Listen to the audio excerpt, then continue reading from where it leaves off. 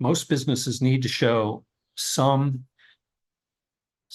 evidence that the money they're spending is well spent. And depending on the business, that means showing different things.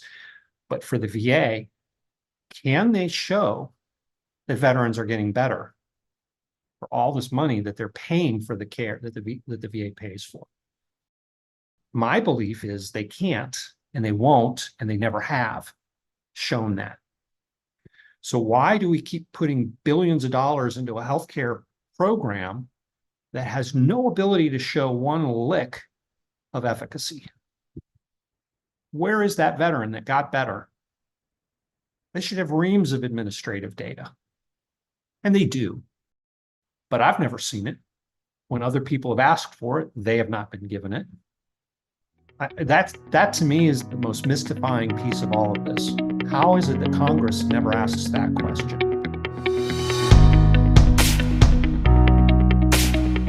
Team, welcome back to another week with Drew and Alex. Before we get started, want to issue an apology. In our last episode, we revealed the winner of British Bake Off, apparently before a couple of people had seen the finale and proceeded to then spoil and ruin the entire season for them. So this is an official apology on behalf of both Alex and myself. As everyone knows, Mops and Mo's is on the cutting edge of British Bake Off news. So we'll be right there on the front lines next season, and we will be sure to do our best to possibly maybe not reveal the winner. But I say that we'll probably ruin it for you guys again next year. So apologies. Anyway, Alex. Real fans would have been up to speed. Real fans would have watched it live, but that different conversation for a different day. We did delay a whole week. We did. And if you still haven't seen the finale, Maddie wins. So spoiler alert. Yeah. He's not that sorry. Whoops. Anyway, Merry Christmas. Who are we talking to this week? All right. Today we are talking to Chris Frueh. He's a PhD clinical psychologist by training and professor of psychology at the University of Hawaii. He has over 30 years of professional experience working with military veterans and active duty personnel and has conducted clinical trials, epidemiology, historical, and neuroscience research. He has co-authored over 300 scientific publications, including a graduate textbook on adult psychopathology. Currently, his work on operator syndrome is helping change the way we understand and treat the complex set of interrelated health, psychological, and interpersonal difficulties that are common downstream outcomes of a career in military special operations. Due to that, he has a slew of advisory roles: SEAL Future Foundation, Boulder Crest Foundation, Military Special Operations Family Collaborative, the Mission Within, Vets Inc., Quick Reaction Foundation, and with the military special operations community in general. We're actually going to have him back in a couple months to focus on that because he has a book on operator syndrome coming out. But on this episode, we're going to focus on his time at the VA, where he worked from 1991 to 2006. Specifically, we're digging into how the VA approaches mental health issues. Chris has testified before the U.S. Congress, served as a paid contractor for the Department of Defense, Veterans Affairs, U.S. State Department, and the National Board of Medical Examiners. He's been published, quoted, and cited in a huge range of publications, including New York Times, Wall Street Journal, The Economist, Reuters, and many others. And I think once you get into the conversation here, you'll see why. So a couple of things to point out at the top. Number one, I'm recovering from a cold, which is why I have this phenomenal podcast voice going on. This conversation came off the back end of the episode we did some time ago with Dan Gade and the Wounding Warriors book, which if you haven't listened to that one yet, I think is definitely worth your time to give you sort of a foundational knowledge of where we're coming from with these conversations around the VA. And that kind of leads into the next point I want to make, which is why is a podcast on military fitness kind of taking, I don't want to say taking shots, but having conversations with folks that have been somewhat critical of VA policy, et cetera. The reason for it, and we've mentioned this before, the whole point of embedded human performance from where Alex and I sit and kind of our opinion on this is this idea of subject matter experts being resourced to increase the readiness, increase the health, increase the lethality of soldiers, airmen, Marines, whichever branch you're in. And what's interesting is that that system exists alongside a system that effectively rewards or financially incentivizes those same soldiers, Marines, airmen, sailors to be broken or to be less than healthy. And that's not to say that we're here to knock on anybody who is legitimately seeking care through that VA system. Like we said in this podcast, like we said in the one with Dan, there's a lot of goodness coming out of the VA, but there's certainly some interesting conversations to be had around that system. And I think Chris is uniquely positioned because while in that system, he tried to ask some of those questions and was effectively shut down. And I'll let him dive into that because he does a great job of it, obviously, in kind of the back half of the episode. But again, I think that we do get some questions around like, what does that have to do with, MOPS and MOs and PT and blah, blah, blah, blah, blah. And I think if you take a step back and kind of look at the broader system, it definitely has its place. So just the 2 points I wanted to make. One, I'm sick. Two, this episode is very relevant. Yeah, we've over the course of kind of having the conversations we've had on this platform, we've definitely seen how the topic of military health and fitness can quickly spiral into a lot of different things. But we know this is one that a lot of people are very interested in. It's one of those kind of goal metrics of improving human performance programs in the military is to make a positive impact on some of these outcomes. And there's a lot of strong opinions. We mentioned the term third rail in this episode, talking about certain topics you're not allowed to talk about, right? And that is a pretty good indicator that there's an important conversation there that probably should happen. So that's what we're trying to do here. Very similar to kind of the conversation we had with Dan Gade. But yeah, I'm sure some people will be a little bit upset by some of the statements that are made in this episode. I'm sure some people will agree strongly with some of the statements that are made in this episode. And I'm looking forward to the conversations that come from this. Where does the third rail phrase come from? Do you know? The like electrified rail on like metro tracks that theoretically, if you touch it, you get electrified and die. Well, there you go. And I looked it up just in case you didn't have the answer. And as you mentioned, this is certainly a third rail episode. Wikipedia defines it as a metaphor for any issue so controversial that it is quote charged and untouchable. So with that, enjoy. Hey guys, before we kick this episode off, just wanted to give a quick plug to the two options that we have for folks interested in training with us. We have the team-based long and strong program. And then if you are interested in a more engaging, intensive, more tailored option, we offer one-on-one coaching as well. And you can find both of those on the training tab of our website, mopsandmos.com. And if it's the team training you're interested, click that link and you will find a 1-week free trial. So again, if any of the things that we talk about on this podcast are interesting to you as far as training goes, head to the website like Alex just mentioned, select that training tab and follow the instructions from there. Enjoy the episode.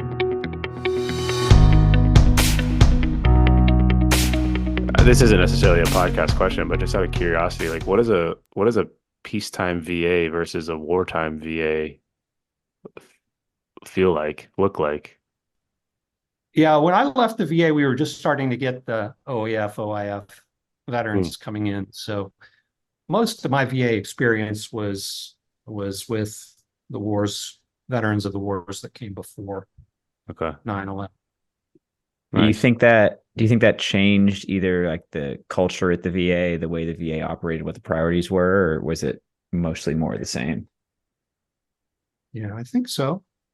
I think it changed things. One thing, I mean, here's just a data point, was that for the 15 years I worked at the VA, there were 3 of us in the PTSD clinic. 1 social worker, 1 psychiatrist, 1 psychologist, and it was the same 3 of us all those years. I was friends with the people who came behind me. In fact, I persuaded a good friend to come to the VA and take my role when I left. And I went back to Charleston pretty frequently for about 4 years after I moved away. And the entire mental health program at the Charleston VA it had grown by leaps and bounds. Like it had quadrupled in size, the number of clinicians. So they blew it up much bigger very quickly after I left. So this obviously seems pretty obvious, but my assumption would be that was as a result of sort of what we've seen culturally as far as mental health awareness and just acknowledgement goes. And we've had a couple of people on here that have talked about kind of the same thing, but the fact that there was only 3 of you guys for 15 years seems insane. Just was what it was.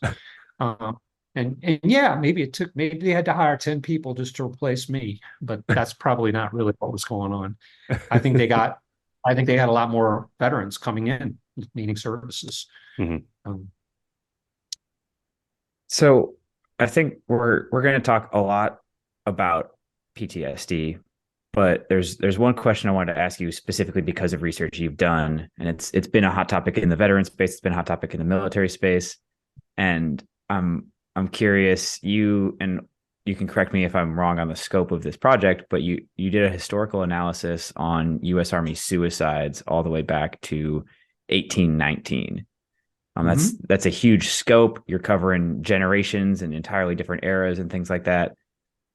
What did that analysis reveal? Were there takeaways from that you think are applicable now? What was the purpose there? Well, that's a really good question. You've done some reading in your homework. So I'll go back to about 10, 12 years ago. I don't remember the exact year, but we hired a new history professor here at the University of Hawaii. And the first month or so that he was on campus, I invited him to my office for a conversation. He was a brand new, wet behind the ears, assistant professor, historian of American history. So he came to my office. I had a small, I was a chair of the division or something like that. So I had a small administrative role. And he was sitting in with me talking in my office, and he noticed that I have more Civil War books on my shelves than I did psychology books. And the Civil War is his area. Jeff Smith, brilliant guy. He just left last summer. And he asked me, he said, well, what was the PTSD like during the Civil War? I said, we don't know. It wasn't a diagnosis. So there would be no data on it. He said, well, would they have collected data on other things related to mental health or functioning? And I said, well, I doubt it. I mean, 1860s was not a time known for its understanding of mental health and awareness. Moreover, were they tracking anything during the war? And I was pretty sure that the answer to all of that was no. He left my office and came back 10 minutes later and said, you're wrong.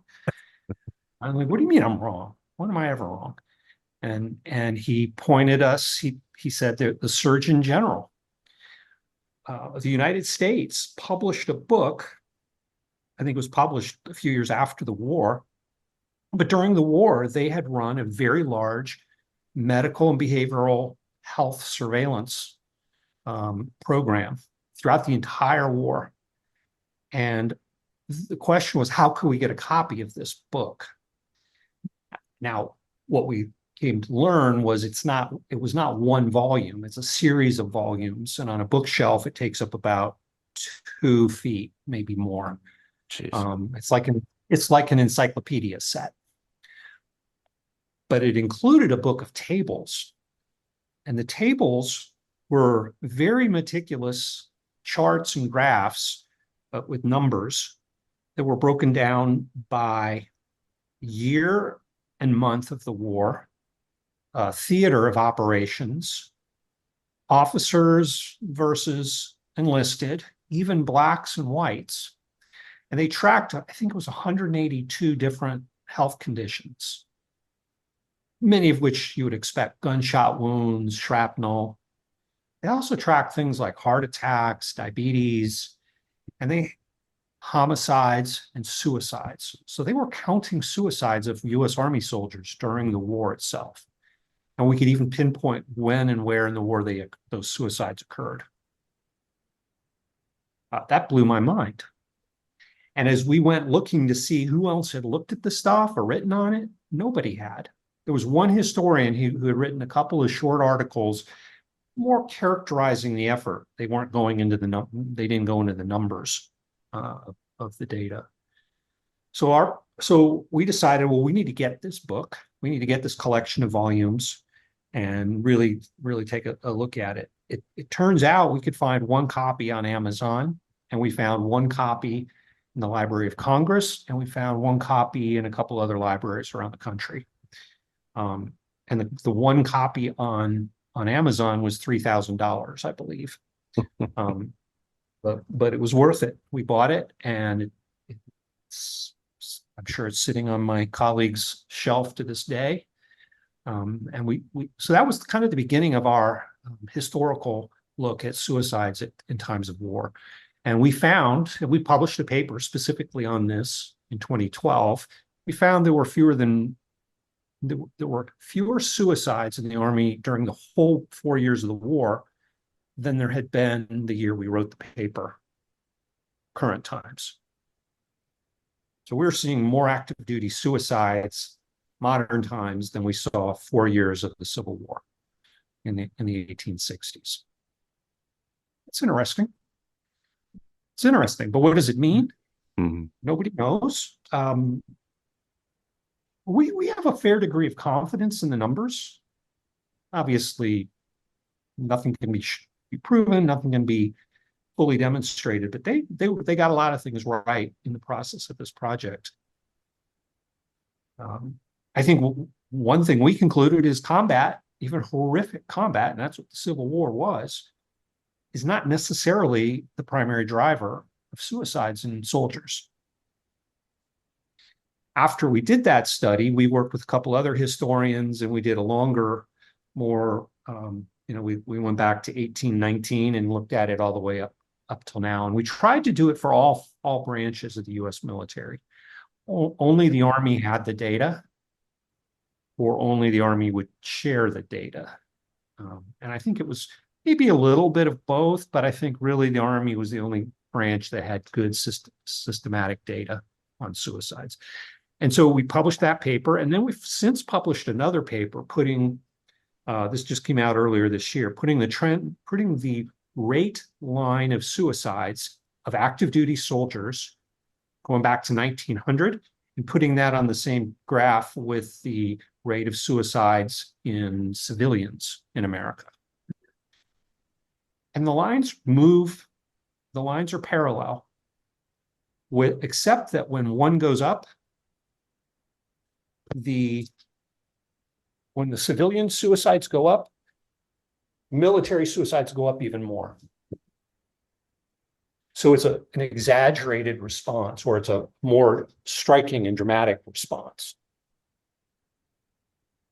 So, and this is like at risk of taking us down a tangent, because I know we're going to get to PTSD in a second, but focusing on the suicide for a second, you mentioned that you found that like during the Civil War, you don't think it was necessarily combat exposure that was a direct driver of suicides. And I could be wrong here, but my understanding of the data today is that is also the same thing. Like combat deployment doesn't significantly change the rate or the suicide risk in military populations. Do you have like any particular insight into what things you do think are more direct drivers and what role combat does play? Well, so, I mean, I agree with your interpretation, and that's what we concluded in our paper. It was published earlier this year, that there are probably societal forces that are driving suicides for both veterans, Army, and active duty, but also for civilians. And it's complicated, it's complex. I'm sure it's multifactorial. It's not just one thing. But we got a lot of things going on in our society right now, and we're seeing higher rates of suicide among civilians across age groups. So shifting gears a little bit into PTSD, another piece you wrote was titled Assessment and Treatment Planning for PTSD. And so I guess the first question related to that one is, how well implemented do you think some of those evidence-based treatments are? So it's an interesting question. Can you clarify are where? How well are they implemented in the VA system? Implemented in DOD? Implemented in civilian? Let's go VA and the VA system. Well, it's hard for me to say because I'm no longer in the VA and it's been a long time. Mm-hmm. What I can say, and I think the VA is very open about this, is they make a real effort to provide psychiatric medications and psychological psychotherapy for veterans with PTSD, and those are two of the right treatments to offer. So that's all to the good. Do they offer quality care? I think probably for the most part. What do the therapists do in terms of therapy? I think they do a wide range of different types of therapies. I don't really have any particular reason to criticize the VA on what the clinicians are providing to their patients. I do have several thoughts, though, that are adjacent to your question. One is I think the VA has put way too much emphasis on PTSD to the detriment of ignoring and dismissing other types of injuries. So they've made the PTSD the easy button. You're a combat veteran, you served in a combat war zone overseas, welcome home, and here's your PTSD diagnosis and everything that goes with it. I think it's overdiagnosed. And we can go as deep into that as you want, but a very simple data point is the epidemiological studies pretty consistently show that the rate of expected combat PTSD is about 8%. And yet the VA, right now, we have over half, I don't know the exact number, but I'm pretty sure it's over half of all OEF, OIF veterans now are diagnosed with PTSD. So it's way overdiagnosed if you just look at the epidemiological data from what you would expect. Do you think that some of that might come from a fear of missing a diagnosis? So like, I guess what I'm asking is like, hey, let's subconsciously, consciously, whatever, but like, let's overdiagnose because one, like you mentioned, it's the easy button, but then two, it's like, man, if we miss, like, it just seems like it's almost politicized at this point, if that is fair to say. Well, it is politicized. And I think there is a very well-intentioned impulse to overdiagnose rather than underdiagnose. And we can all agree that probably for most of our history as a nation, our veterans have not received much in the way of quality mental health care when they needed it. But I think in doing so, we are ignoring other injuries that we should be paying more attention to, such as blast exposures. You've probably seen the New York Times has run a series of articles over the last few months about blast exposures and how they affect the brain. And this is not new thinking. This was the understanding of shell shock during World War I. We understood it as a neurological condition caused by the blinding, flashing, loud booms of artillery. In a weird sort of way, I think we're circling back to where we were over 100 years ago in understanding this. But the hormonal injuries, the chronic pain, the sleep apnea, which is really high, at least in operators, it's very high in people who have a lot of blast exposures. I do wonder, because I'll lay some stuff out for the audience because I don't know how much people have followed the news and the updates on blast exposure kind of stuff. But I think a troubling part of that picture is how much of the blast exposure comes from training where we do control that exposure rather than kind of unavoidable exposure to enemy artillery fire or something like that. And I think that going back to like the political nature of some of these things, I think there's a troubling admission that has to be made. If we acknowledge the pervasiveness of blast exposure caused by training when we knew the consequences of that exposure, that's a hard look versus PTSD, where we can blame it on exposure to the enemy, and that might be a little bit more comfortable. That's a good point. That's a really good point. But when you look at what military training does for certain groups, certain occupational specialties, my work is lately, last decade and plus, has been mostly with special operations. And when you realize that what they do, what a Navy SEAL or a Green Beret or a Marine Raider or a Air Force pararescueman does, they are exposed to these. They do these training evolutions 3 months at a time, or shorter or longer. But for example, welcome to breaching a school. For the next 3 months, you're going to be laying charges every day and blowing stuff up. And then you're going to go over there and you're going to learn how to fire, shoulder fire rockets. And you're going to do that every day. And then think about those instructors standing on the field between the guys firing the shoulder fire rockets. And then you got the combat diving, you've got the parachute jumps, you've got the rappelling out of helicopters. None of these are easy on the brain. So I would estimate that the rate of TBI, traumatic brain injury, at least in military special operations with operators, is probably 95% before they ever do a single overseas deployment. How do you, and this may be a rhetorical question, but like, I'm just thinking out loud, like, how do you even prevent that from happening? The nature of the beast is that you kind of do have to expose yourself to those sort of things. So I guess maybe the focus should be more on the treatment than the prevention, or am I completely off the mark? Well, I'm at the limits of my expertise on that Yeah, well, I question. figured the three of us were at this point. I don't know what they should do. Yeah. And so I don't criticize what they're doing. And I certainly agree. There is, to a certain extent, you got to do the training in order to do the job. Mhm. And there really aren't shortcuts. I think smarter people than me probably could engineer some scenarios and some protective gear and develop some ways of doing some of that training with less risk, less damage. Mhm.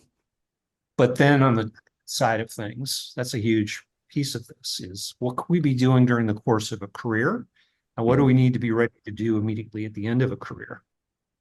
Well, and so that last point kind of brings me back to the start of this line of questioning, which had to do with the treatment options that we're looking at as far as PTSD goes. And one of the things that we have, I guess, maybe inadvertently explored on a couple of episodes here, just because of the folks that we've had on that have experienced PTSD, there seems to be a growing conversation around alternative medications, functional medications, Eastern medicine, Yes. this type of thing. Yes.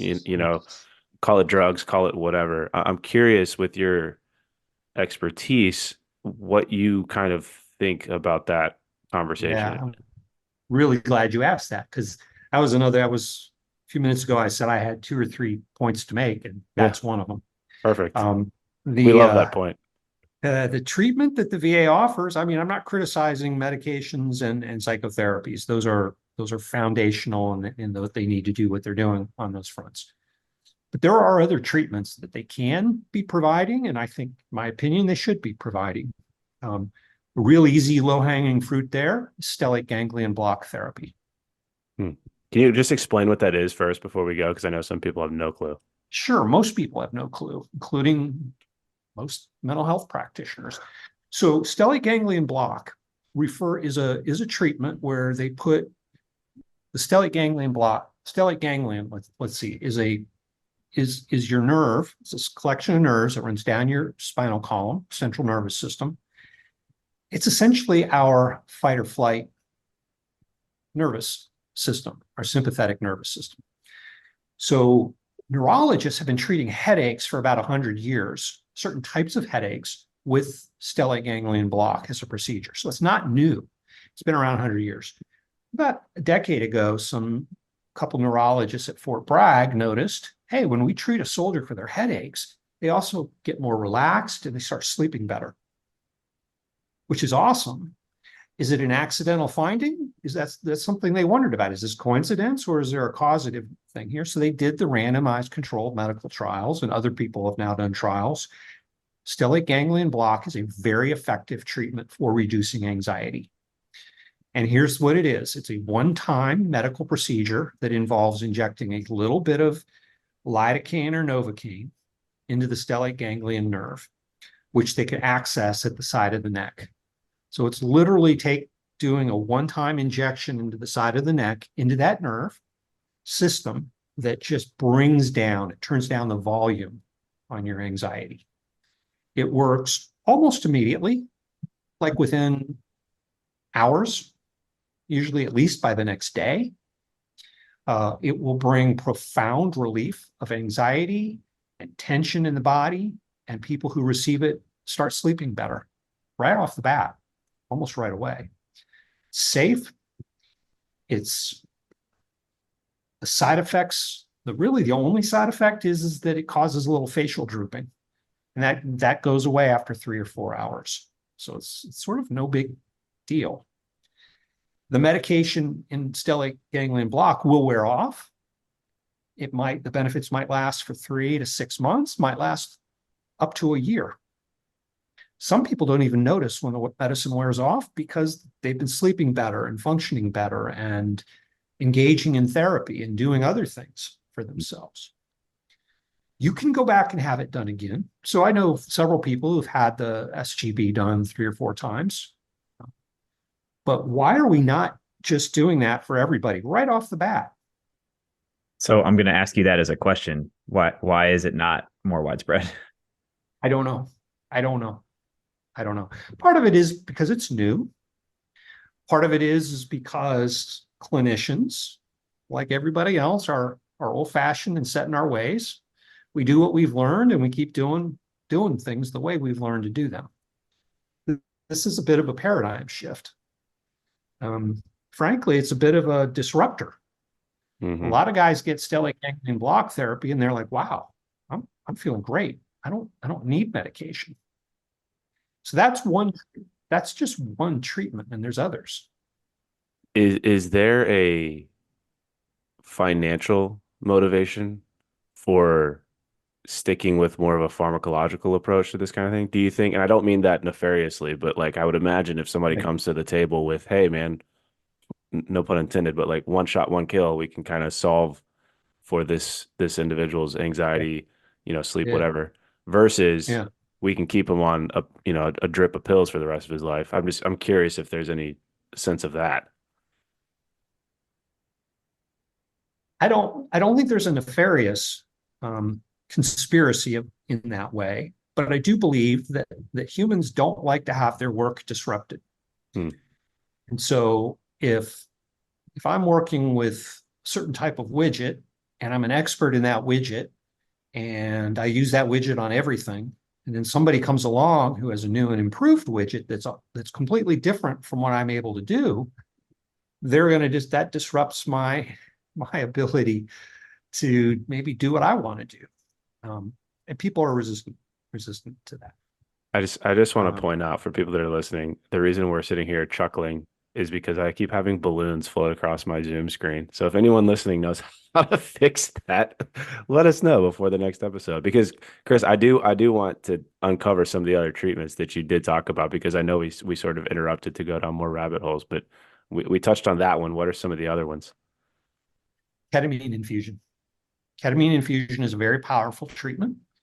I wouldn't say it's necessarily better than other treatments, but I would say it should certainly be one of the things that we provide our veterans. Ketamine is a hallucinogen. It's also an anesthetic. It is FDA approved now as a treatment for depression. 4 to 8 sessions of ketamine infusion, and I'm a fan of infusion. I'm not a big fan of tablets or other methods of delivery, but a ketamine infusion where you sit in a chair comfortably for an hour with eye shades on, and they run the ketamine into your body intravenously, and then they shut it off after about an hour or so, and you sit there till your head clears, and then you go home and you're done for the day. 4 to 8 of those sessions are very powerful. We also think that ketamine and SGB may also help with neurogenerativity, neuroplasticity. It might help the brain heal itself. And there are studies now that I think are ongoing, clinical trials to explore and evaluate that hypothesis very specifically. So I'm going to bring us to a topic you've researched and discussed before that I think is somewhat sensitive. I think people don't necessarily react well to conversations about it all the time, but you've done some work on things like exaggeration of symptoms, malingering, misrepresentation of combat exposure, things like that. I'd love to hear about some of your findings in that space and what they mean for some of the research in mental health treatment, and I guess also the ramifications for disability as well. Yeah. Well, let's start with the disability. Let's start with the policy itself. So the VA's policy essentially is if you're injured, you're a soldier and you're injured in the course of your service to your country, we owe you a debt. We're going to take care of that injury. And if you can't work because of that injury, we're going to give you income replacement. It's well-intentioned and it's the right thing to do at a conceptual level. I think, however, we now live in an age and in a society where most of us are not manual laborers anymore. If you were a soldier in the Civil War and you lost an arm or a leg and you came home, it was hard for you to do your work on the farm. Now, they didn't have these disability policies in place back then. These came later in the 20th century. But ask yourself this question: does it make sense to offer lifetime disability to somebody merely because they have a psychiatric illness? If we follow that line of reasoning, probably the best epidemiological study we have in America of mental illness was done in 2005. I'm sure there have been updates, but not at this magnitude. Kessler and his team studied almost 10,000 Americans, stratified so that they were truly representative of America, general population. Half of us, almost 50%, had a psychiatric illness, either at the time of their study or lifetime. So having a psychiatric illness is not rare. It's one in two. Now, that doesn't mean everybody in that 50% with psychiatric illness has it at a severe level. Most don't.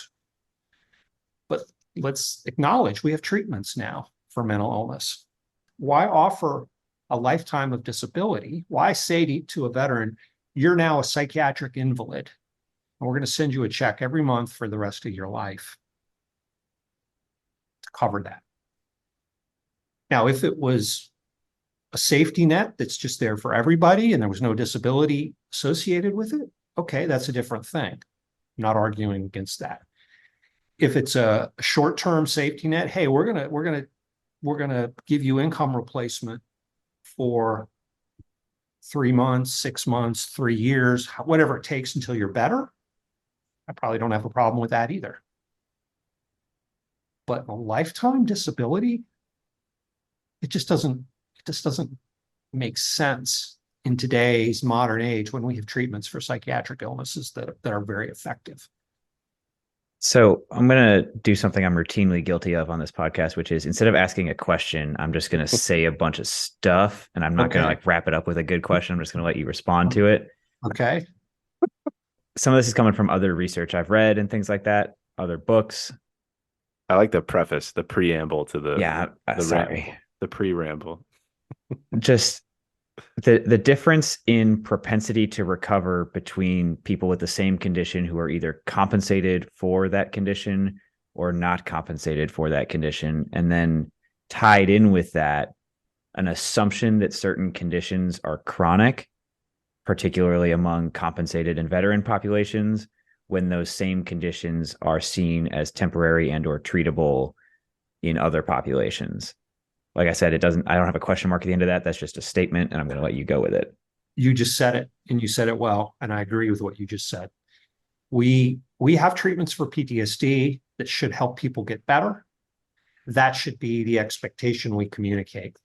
If we diagnose you with PTSD, we're going to give you treatment, and we think you're going to get better, maybe entirely better, maybe mostly better, maybe only partially better, but we won't know until we do the treatment, and then we make decisions from there. If you're adjudicated as disabled and we're paying you money, how can you get better? There's an old saying in medicine, it's impossible to get better when at the same time you're trying to prove that you're still sick. Because at least at the theoretical level, if your PTSD gets better, you give up your disability. And I heard that from my patients all the time when I worked at the VA. Hey, thank you, they would say. This treatment is really helping me. I'm doing so much better. Thank you. They would express appreciation. And then they would say, please don't put this in my record because I don't want to lose my disability. Please don't document in my medical record that I am getting better, was essentially what I and VA clinicians hear all the time. Yeah. Is there malingering? Is there overrepresenting? Of course there is. But we also have to acknowledge that people are rational actors. Yeah, we have created an incentive structure for them that they are responding to. Yeah. Absolutely, exactly. We've created an incentive structure that distorts their behavior and encourages them to behave in ways that are not healthy for them, not healthy for their families, and certainly not healthy for our entire society. I think very highly of our military veterans. I want them working. I want them in our economy. I want them in leadership positions. I want them working in places that matter. How do you fix it? I know that's the $1 million question. Again, no pun intended, but because we've asked this before. We asked this to Dan Gate as well. But like, it's almost this question of how do you reverse that? The beast that has been created insofar as sort of the compensation for being quote unquote injured. I think you have to look at who are the vested powers that have the most interest in maintaining the status quo. And my answer to that question is it's the VA itself. The VA is an empire full of little small empires, some of which aren't so small. You've got the national centers for PTSD. I think there's 7 or 8 of them spread around the country. They have line item budgets. There's no accountability. They have a guaranteed budget for what they want to do. So do they want to see things change? Do they want to see PTSD become less of a factor, less of a force? That's one question I would ask. The other group I think that may have a vested interest in the disability status quo are the veteran service organizations, the big 5 VSOs. They're on Capitol Hill, constantly lobbying for more resources, more money, make that pie bigger. They're not there lobbying about changing and reforming the VA itself. They want to see the pie grow. Here's something that happened. This is a historical thing that occurred in 2005. The Office of Inspector General did a small review of disability adjudications. They went into the files and they concluded that there was a very high percentage of people who had been awarded disability without there being a full due diligence. Information was missing, there were contradictions, there were concerns about how they were evaluated and how they reported. And so what the OIG came out and said was, we want to do a larger scale review and have a larger discussion about the VA's disability policy and how it's being implemented and how it's affecting people. And this was on the front page of the Wall Street Journal, and they were engaging with Congress on this. The next day, there was a veteran, I think somewhere in Arizona, who died by suicide. I think he shot himself. And on the bed where he lay, where they found him, I believe it was, they found this OIG report. And there was a note or something.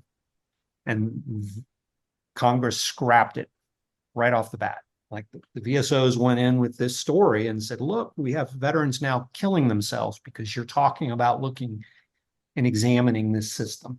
As far as I know, since 2005, it's not even been touched. It's not on the table. It truly is a third rail right now. And I don't think anybody who's not a veteran has a prayer of fixing it. It's going to take veterans to come together and request and compel and force change if it's going to change, if it's going to happen. So one of the, and I hope this makes sense because it just has kind of occurred to me as you're talking through this, because this is now for us at least sort of the second, yours and Dan's, this is kind of the second conversation we've had that has somewhat of a criticism for some of these VA policies. And I'm curious as to your thoughts on kind of what is the why behind that criticism? Like what is fixing that system and potentially freeing up financial resources, man hours? Like what does that then allow the VA to pivot to as far as a healing body versus, hey, these guys, like people just want to take my money away, like, you know, blah, blah, blah, blah, blah. I think that there's goodness in this criticism versus just, hey, this whole thing is screwed up. And like I said, I hope that makes some semblance of sense.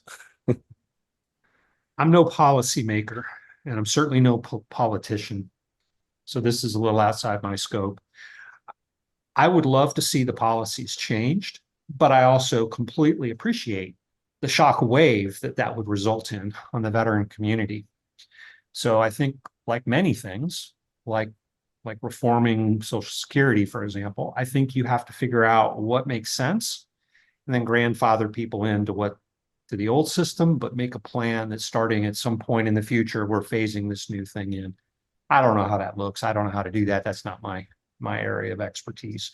But I do think we have a system that is encouraging people to be sick and is wildly misallocating resources and treatments. So just to like paint a picture of the scale of the issue here, I don't know how many people realize, but we as a country spend more on veteran disability every year than we spend on treatment for those veterans and their disabilities every year. We're more focused on compensation than we are on treatment and potential resolution of a lot of these conditions. And that leads me to wonder, and this might sound ridiculous. I don't think it's any more ridiculous than the current system, but is there any potential for a model where veterans are rewarded financially for health-seeking behaviors rather than just disability? Well, I think you've talked with Dan Gade, and he certainly has thoughts on that. That's not really my area of specialty, but yeah, I think there is some data and some studies that have been done recently showing that if you incentivize people to work and to get better, that they do much better. They actually make more money. They develop more they become healthier, and their families have more income and more money. So part of the tragedy of this system is it actually leaves veterans poorer than otherwise. It seems like easy money, but maybe it's a bit of a Faustian bargain. Now, let's come back around to talk about the VA's treatment. The VA does have a very large workforce of psychologists, social workers, and psychiatrists. It's the largest mental health care system in the entire world. And there are, essentially VA hospitals and clinics in every community across the country. I don't know how much the VA spends, but it's in the billions, right? What is the evidence that veterans are getting better from their care? What is the administrative data? Can the VA say, yes, we spend X billions of dollars on mental health care treatment every year, and here's the percentage of veterans who actually get better from that treatment? So this brings us back to the incentives issue, right? And not talking about incentives around the veterans themselves, but incentives around the VA, similar to what you mentioned about the VSOs before, and this is going to sound conspiratorial and things like that. I understand that going into it, but aliens. Would it be a problem for the VA? Because if the VA got too many veterans better, there would be less work for the VA to do, meaning the Yes. VA's budget would shrink.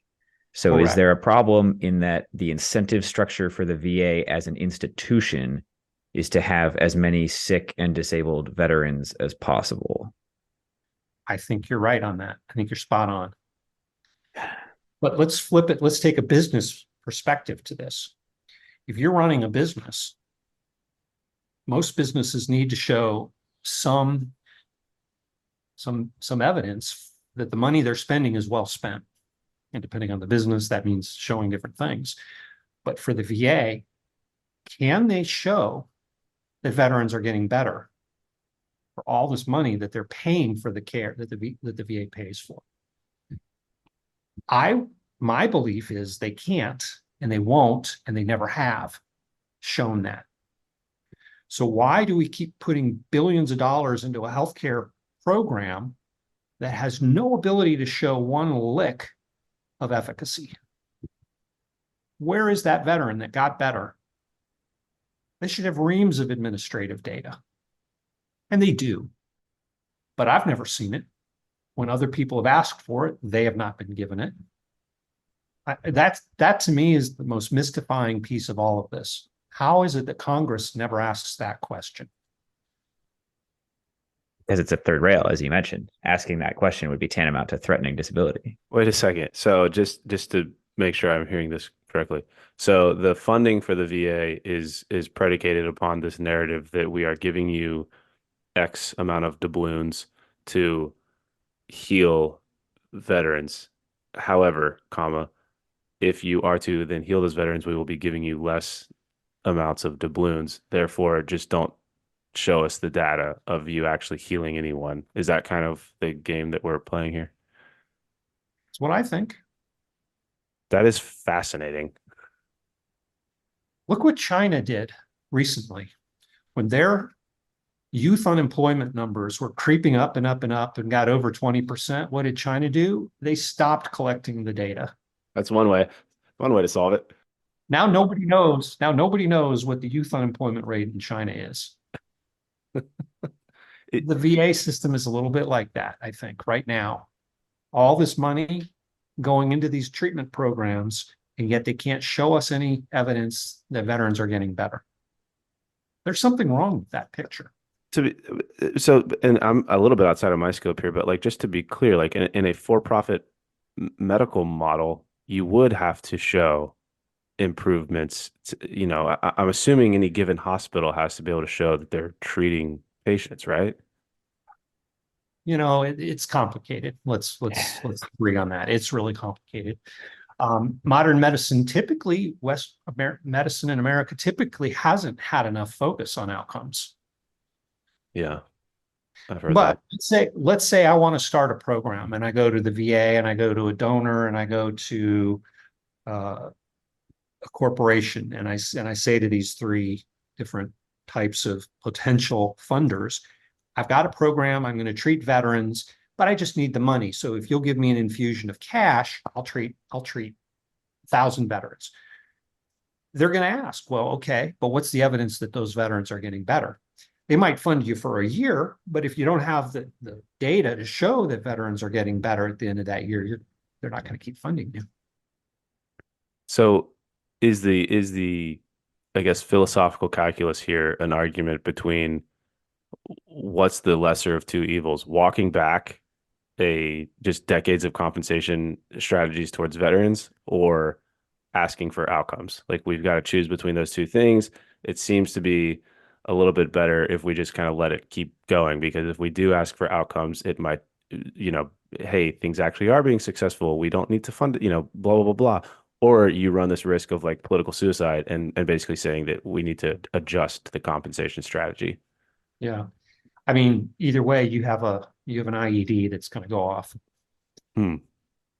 So better just to leave it alone, not ask questions, not go too deep.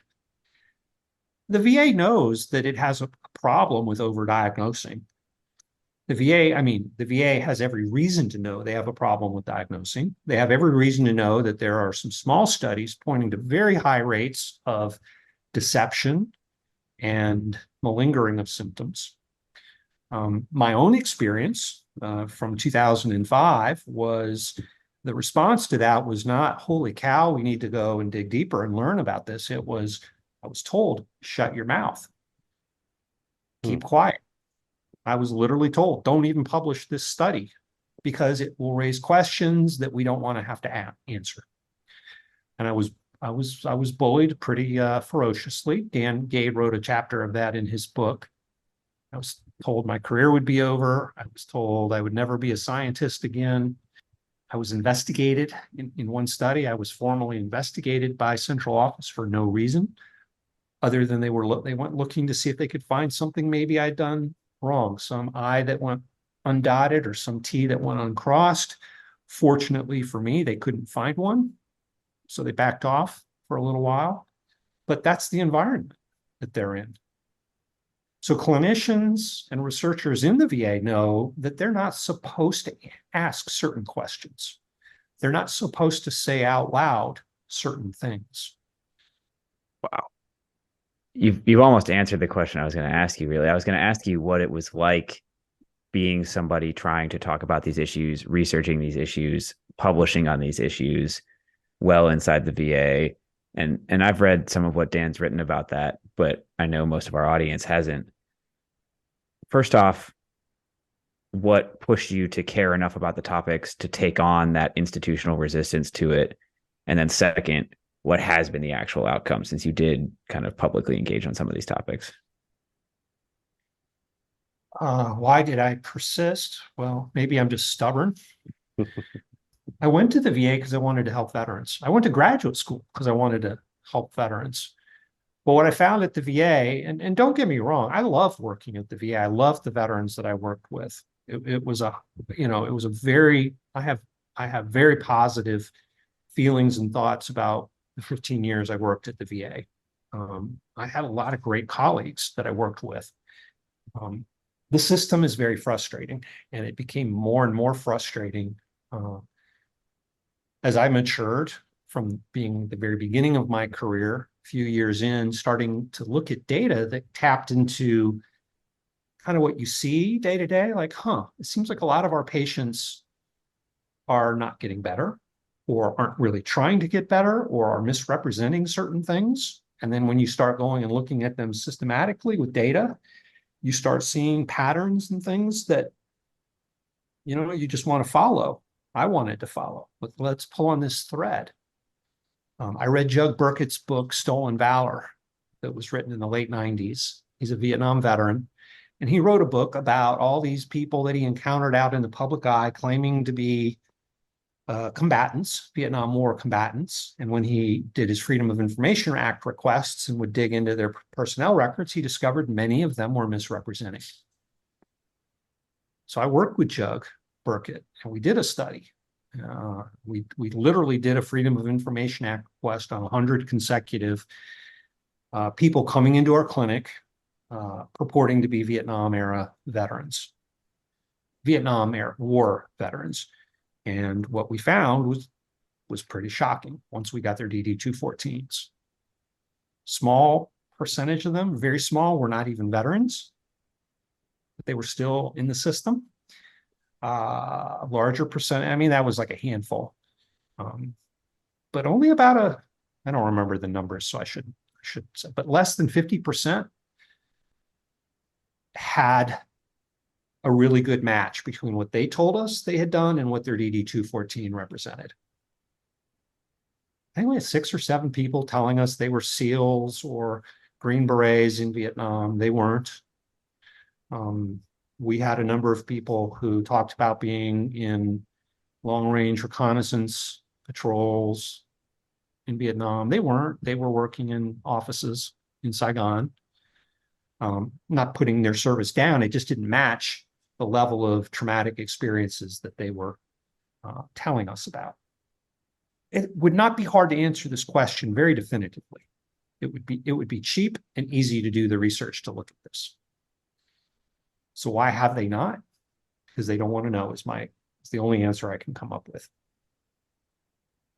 I remember this must have been a podcast, but and you, Jug, I think the guy you just referenced may know this too, but something about a PBS documentary that had come out highlighting like 6 Vietnam veterans, I think, and it turned out that like none of them had actually served in Vietnam after they dug in, and it was a larger conversation about the stolen valor situation, but Yeah. um, definitely interesting. I do want to ask, and this could be a close. I mean, I know we're kind of working towards an hour at this point, but if this is within your area of expertise, have you encountered a situation of like a country or a military that is doing veterans affairs well? Not that ours isn't good, but you get what I'm Yeah. asking? Yeah. I have impressions, but I haven't really gone and done the true deep dive to understand other countries. But my impression is that Australia has a pretty good VA program for veterans. I think Israel does. Israel has some really good data. They have an insurance program. So if you're in Israel and there's a terror attack, you're injured in any way, whether you're an Israeli citizen or a visitor, tourist even, you are eligible for their insurance program, the special insurance program. And I worked with a team of Israeli doctors on this a couple years ago, and we just published their data about 3 years ago in a study. And what we found was they have very low rates of PTSD from terror attacks, or at least they had prior to, this was a few years ago. Very low rates. One of the things that they do, though, is they give everybody an evaluation right away, psychological evaluation, and they provide them with counseling for acute stress response. So they're getting something like right away. And there is this program that's there for them, but it's not a lifetime of disability payments. And their PTSD rates would be shocking to America, would be shockingly low to Americans who might be prone to think that the rates would be higher. Can I offer one more thing? I know Please. we're running out of time, but here's a thought that I think probably most people in America don't understand, and no reason why they should understand. But it's this: the VA has a monopoly on veterans. Their research funding, if you want to do research on veterans, and you want to apply to the VA for that funding, you have to be a VA employee. So I'm considered to be an academic, whatever, freaking expert on PTSD. That's great, but I'm ineligible to apply for a VA grant myself because I do not work for the VA. Now, anybody can apply to NIH for a grant, but the VA safeguards their grant funding so that only their own employees are eligible to apply for it, which means everybody who's applying for those grants is part of the system. So there's no outside thoughts.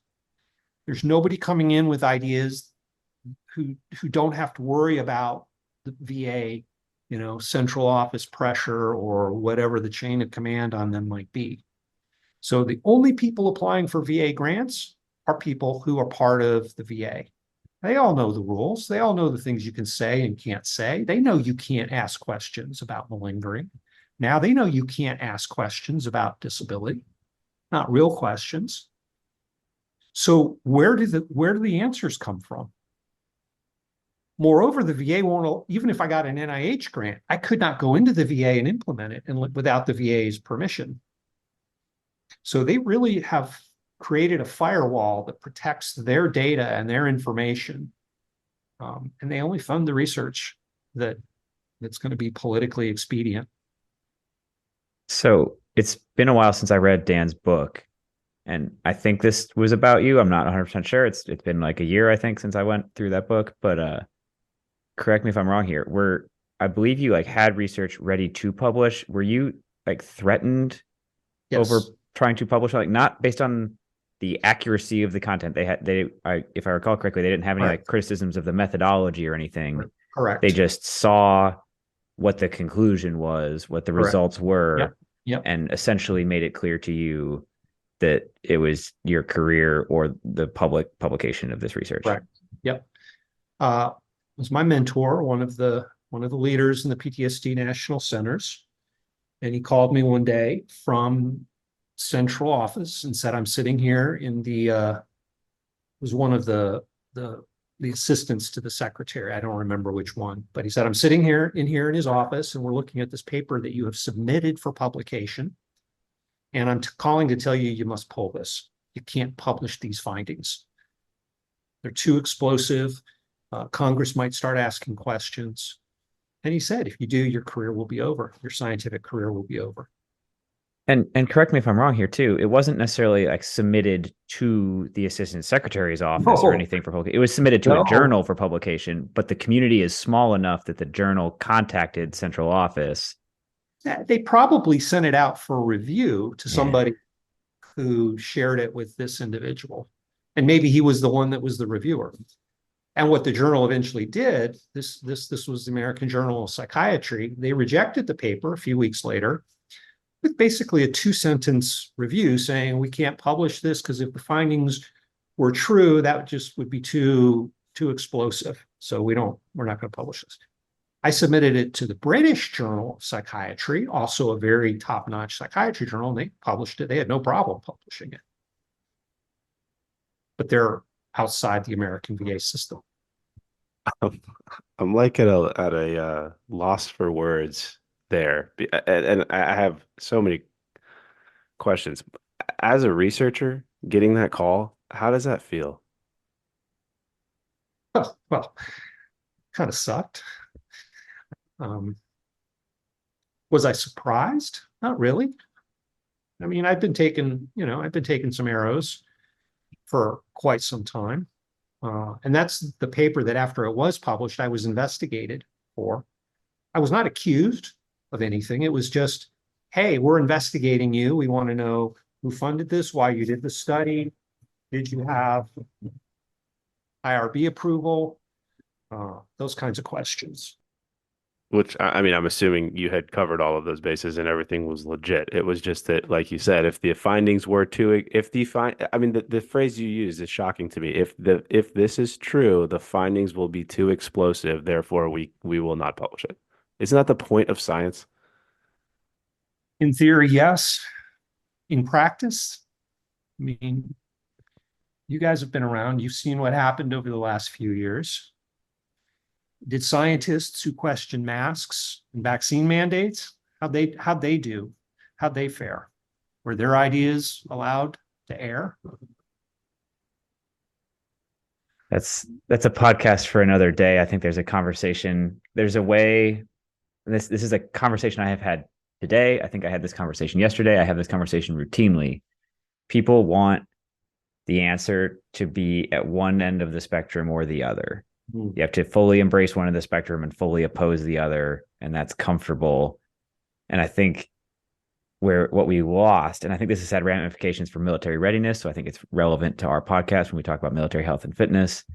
I don't want to go down a COVID rabbit hole yet because we're already over the hour mark, and this is a huge can of worms. But I think there was a space in there to acknowledge that there are tools like masks and vaccines and things like that have their place, and there are policies like lockdowns and things like that have their place, and that all of those things also come with consequences that we should be clear about, and that some of those consequences, when we start talking about like childhood development and physical activity and mental health of people under lockdowns and all of these things, I think we picked an end of the spectrum and stuck to that and didn't really have a conversation about some things that might land in the middle of the spectrum that might have been also important. We didn't have an honest conversation, and we didn't look at we didn't do any kind of cost benefit analysis of any policy. Which seems to the VA. I mean, that's to make a beautiful loop here. I mean, that's effectively mirroring the conversation we've just had about the functioning of the VA. Yeah. Man. Okay, well here, let's I know we've already got future conversations locked in, but we'll close this one out, Chris, because I want to be appreciative of your time. So I mean, thank you very, very much for coming on. I know just an insane series of stories and so many more questions have been uncovered. So we really do appreciate it. Thank you. I enjoyed being here, enjoyed the conversation. I look forward to the next one. Hey, Alex, let's cover our ass real quick. Oh, great idea, Drew. All right, guys. The views and opinions expressed in this program are those of the speakers and do not necessarily reflect the views or positions of any entities they represent. Thanks for tuning into this week's episode. Before you go, please rate and review the pod on the listening platform of your choice. You can also visit us on our website at www.mopsinmos.com. That's mops, the letter N, mos.com. You can check out the library of podcast episodes, our latest blog entries, any helpful resources, and also sign up for our newsletter. Drew nailed it. Just to underline a couple of things, the podcast entries have in-depth show notes on the website. So if you missed anything or you want to read any of the research we talk about, it is all there. You can, at the bottom of the website, sign up with your email and receive future updates from us. The blog posts go a little bit more in depth in kind of written form on a couple of topics we get questions about all the time. But most importantly, I just want to ask all you guys, our best way the word gets out is absolutely word of mouth. So tell your friends, tell the people you work with, anybody you think would find it useful. Thanks for spreading the word. If you have any questions or comments, feel free to shoot us an email at either Drew or Alex at mopsinmos.com. Or there's a contact form on the website. Thank you.